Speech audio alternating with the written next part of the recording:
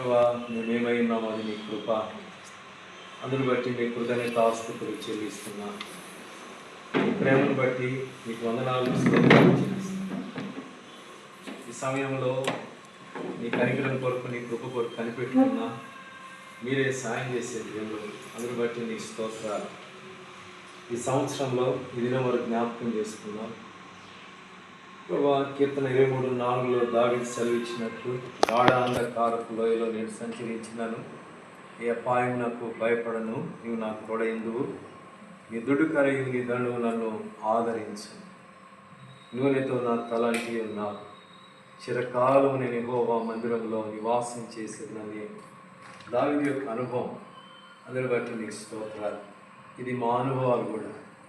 అదే కాలం ఈ పరిస్థితుల్లో మేము అందరూ నీ సన్నిధిలోకి చేరిన జ్ఞాపకం చేసుకోండి. నీ ద్వారా నీ మాట ద్వారా మమ్మల్ని ఆదరించి ధైర్యపరచమని, పురుగొల్పు ప్రోత్సాహం దయచేయమని మీ చేతులకే మమ్మల్ని అప్పగిస్తూ మా హృదయాలన్నిటినీ ప్రభా మీరే ధైర్యపరచమని మీ చేతులకు అప్పగిస్తూ యేసుక్రీస్తు ప్రభు ఘనమైన సర్వశక్తిగల నామంలో స్తుతించి ప్రార్థించి మీ సాయం కొరకై మీ వైపు చూస్తూ అడిగి వేడుచున్నాను తండ్రి. దేవుని కృప నిత్యముండును, ఆయన కృప నిత్యముండును. స్తోత్రము చేసి స్తుతించి పాడి హల్లెలూయా పాడింతుము. స్తోత్రము చేసి స్తుతించి పాడి హల్లెలూయా పాడింతుము. గాఢంధకార లోయలో నడచిన నా పాదములకు దీపమయ్యుండి, గాఢంధకార లోయలో నడచిన నా పాదములకు దీపమయ్యుండి,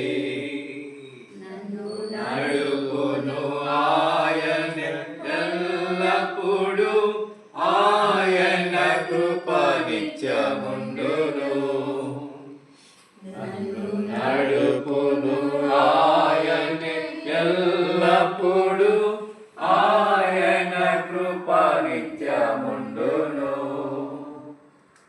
దేవుని కృప నిత్యముండును, ఆయన కృప నిత్యముండును. స్తోత్రము చేసి స్తుతించి పాడి హల్లెలూయా పాడింతుము. స్తోత్రము చేసి స్తుతించి పాడి హల్లెలూయా పాడింతుము. శత్రు సేనలు చుట్టుముట్టిన దావీదు భక్తుని కాచిన దేవుడు, శత్రు సేనలు చుట్టుముట్టిన దావీదు భక్తుని కాచిన దేవుడు, నడుచును ఆయన బలవంతుడు, ఆయన కృప నిత్యముండును. ముందు నడుచును ఆయన బలవంతుడు, ఆయన కృప నిత్యముండును. దేవుని కృప నిత్యముండును, ఆయన కృప నిత్యముండును. స్తోత్రము చేసి స్తుతించి పాడి హల్లెలూయా పాడింతుము. స్తోత్రము చేసి స్తుతించి పాడి హల్లెలూయా పాడింతుము. శోధన మనకు కలిగిన ఆదర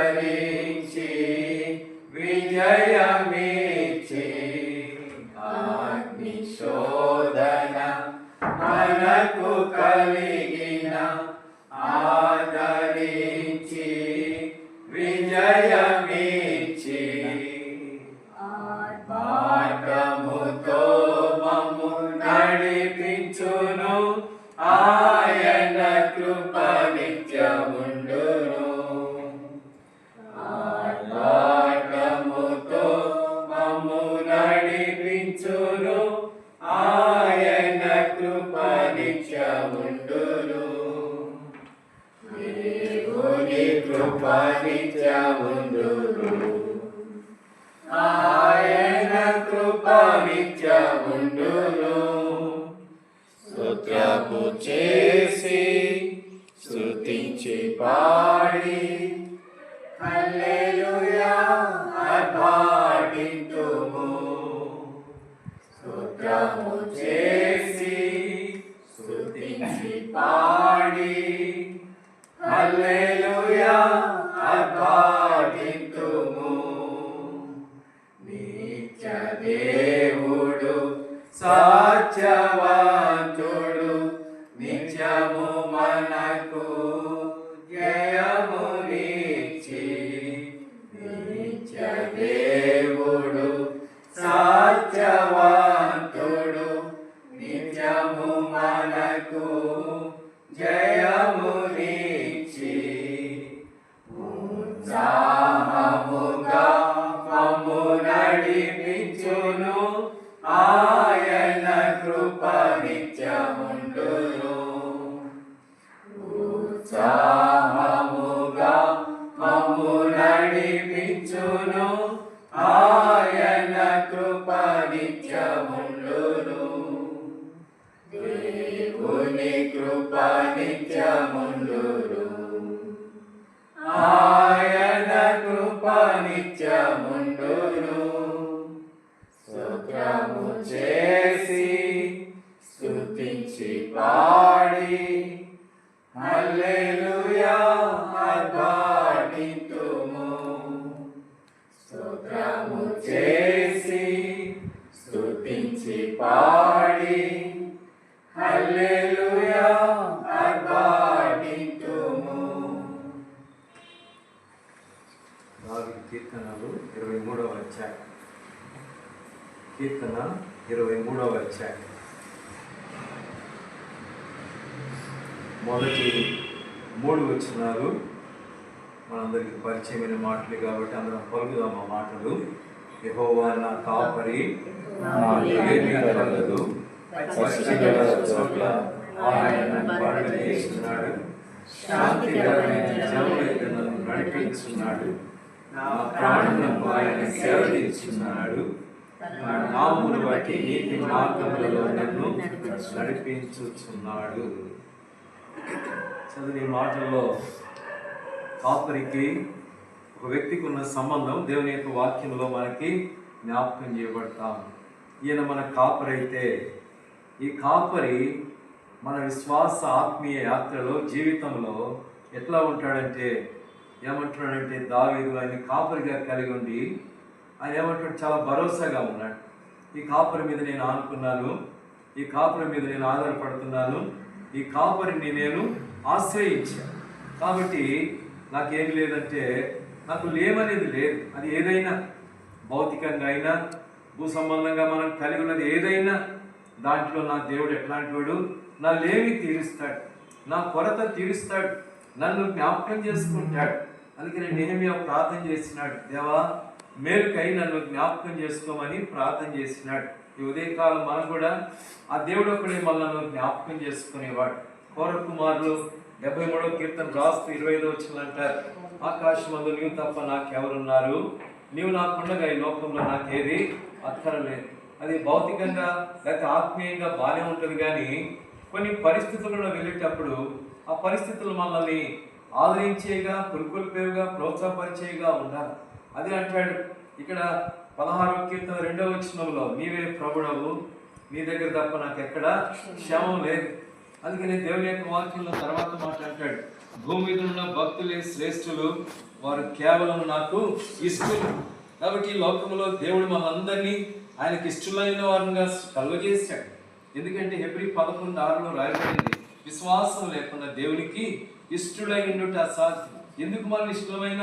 విశ్వాసాన్ని బట్టి ఇష్టలమైన. దావీదు కూడా మహారాజు, దేవుడు ఏర్పాటు చేసుకున్నవాడు, ఎన్నో యుద్ధాలు జరిగించాడు, ఇంట్లో చిన్నవాడు, అన్ని పరిస్థితుల్లో కూడా తన జీవితంలో నేర్చుకున్నాడు, ఆనుకొనుట, ఆధారపడుట. ఎందుకు ఈ కీర్తన రాయగలిగినాడంటే దేవుడు కొన్ని అనుభవాలు కూడా ఆయన తీసుకొని వెళ్తా వచ్చినాడు. ఈ అనుభవాల్లో ఈయన కీర్తన రాశాడు. దేవుడు నాకు ఎట్లా ఉన్నాడు, ఈ దేవుడు నన్ను ఎట్లా నడిపిస్తున్నాడు, ఈ దేవుడు నన్ను ఎట్లా నా ప్రాణాన్ని సమకూరుస్తున్నాడు.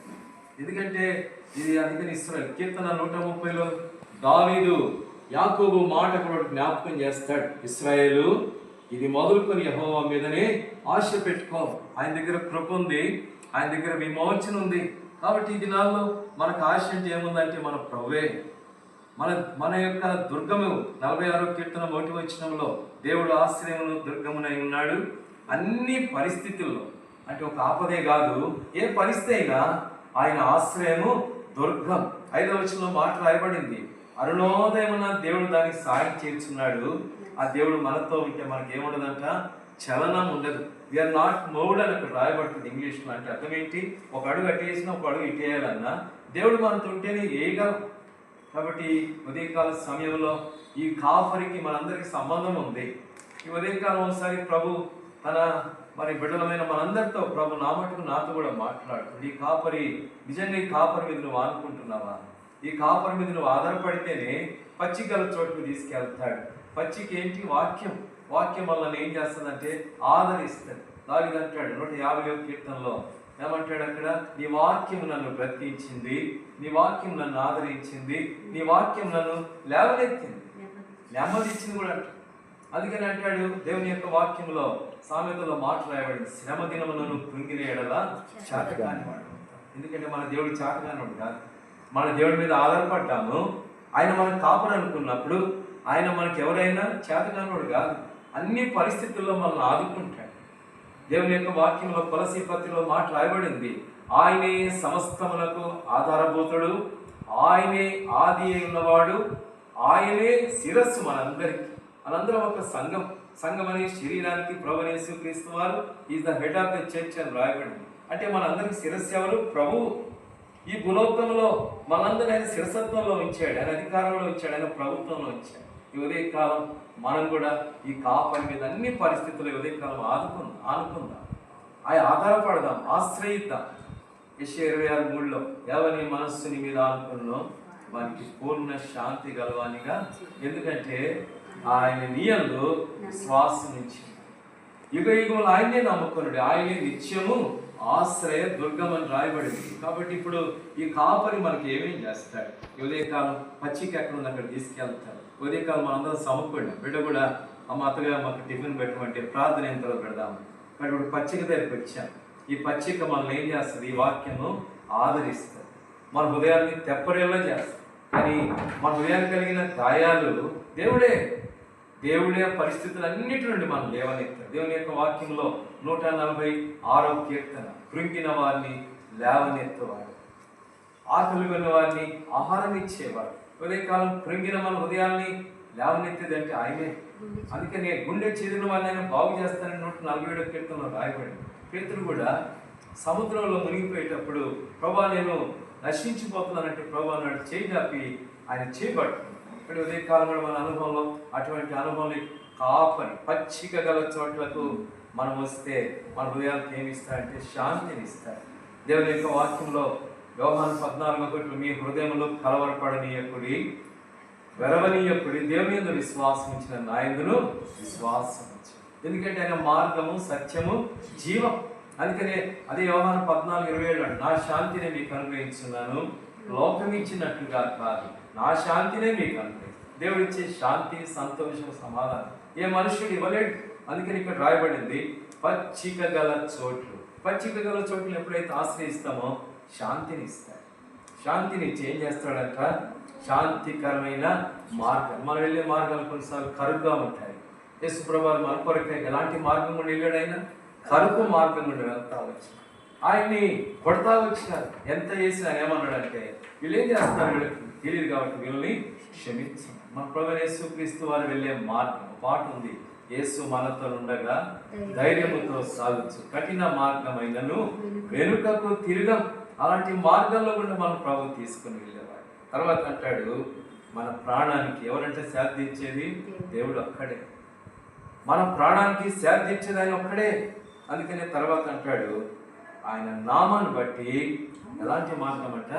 నీతి మార్గములలో నన్ను నడిపించు. అందుకని దావీదు కీర్తన ముగిస్తూ ఉంటాడు, చిరకాలము నేను యెహోవా మందిరంలో నివాసం.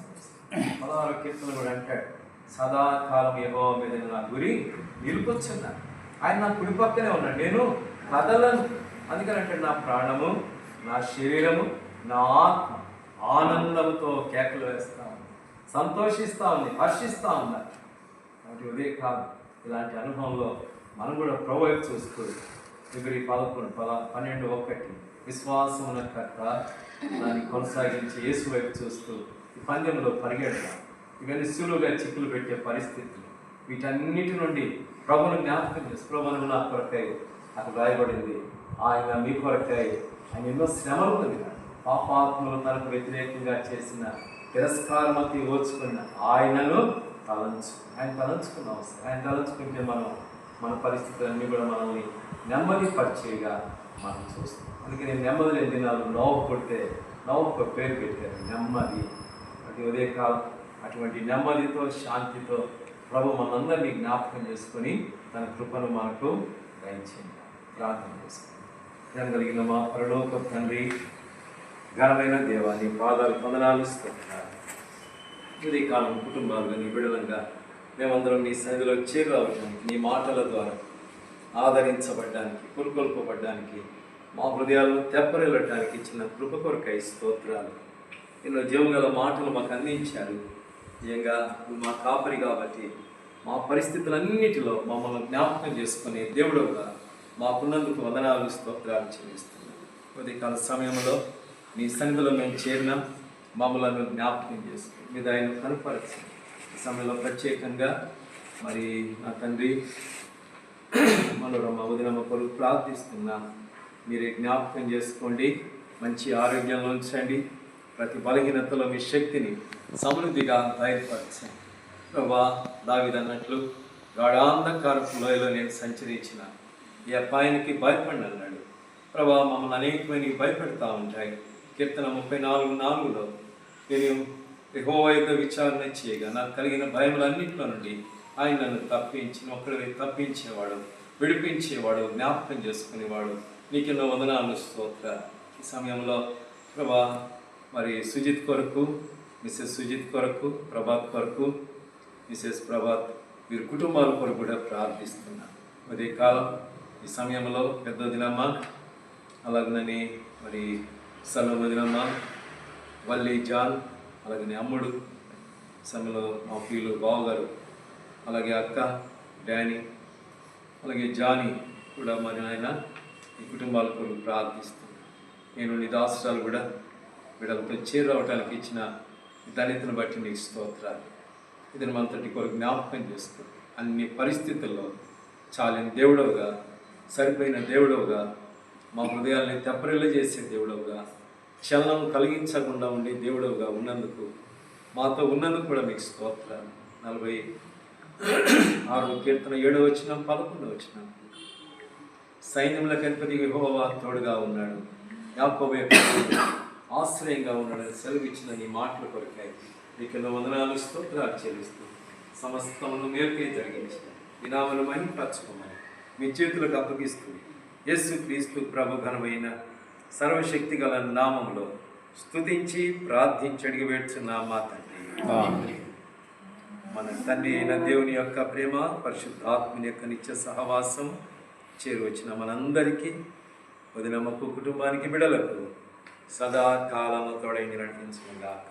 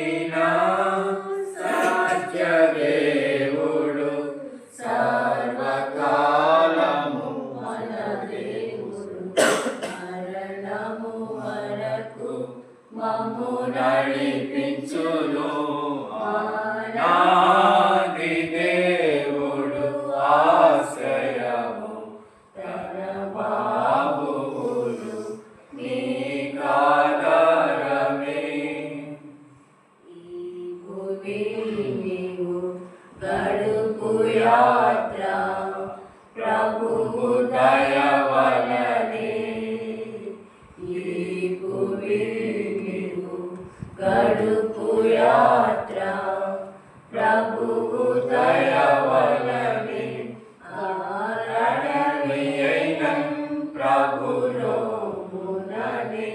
దొరుకును నెమ్మది నీకు నిత్యమైన సాక్ష్య దేవుడు సర్వకాలము మన దేవుడు మరణము వరకు మమ్ము నడిపించును ఆది దేవుడు ఆశ్రయము తన బాబువులు నీకాధారమే.